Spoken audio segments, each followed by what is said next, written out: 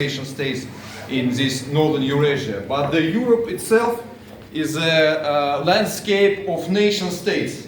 So here we live in the Europe of nations, and after the Austrian Empire broke, it accepted Czech nation, Slovak nation, Hungarian nations, and etc., etc. And it took time from Europe to search the proper way of coexisting of these nation states. I want to ask you, don't you think that it's a kind of double standards, that you live in the space of nation states, but you are aware that we will create same?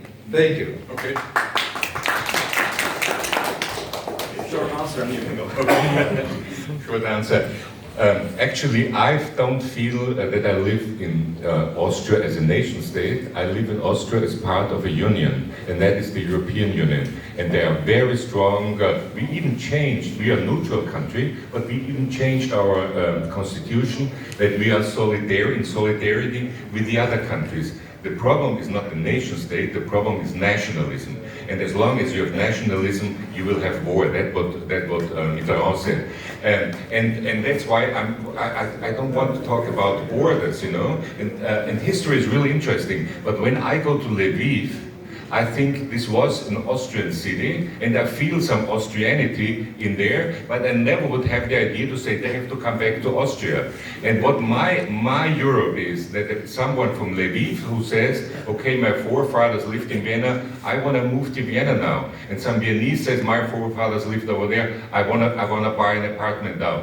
This is my Europe, that we have different nation states, okay, but and the next point is we already, and the European Union does a lot for that, we already live in regional areas. If you are in Vorarlberg, you have more to do with German and Swiss companies, and Italian companies probably, than with Viennese companies.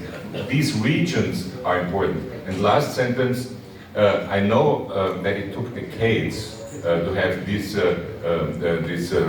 peace now in Südtirol. And there also were bombs, you know, there was stupid nationalism. But it doesn't make any difference now if you live in Südtirol. It's not important anymore if you live in Italy or you live in Austria. And that's our idea also, you should have a European passport. You live as a German speaking in Südtirol, and you can go to Rome, and you can go to Vienna, and you can go to Spain, whatever. And you are part of this. You know your history.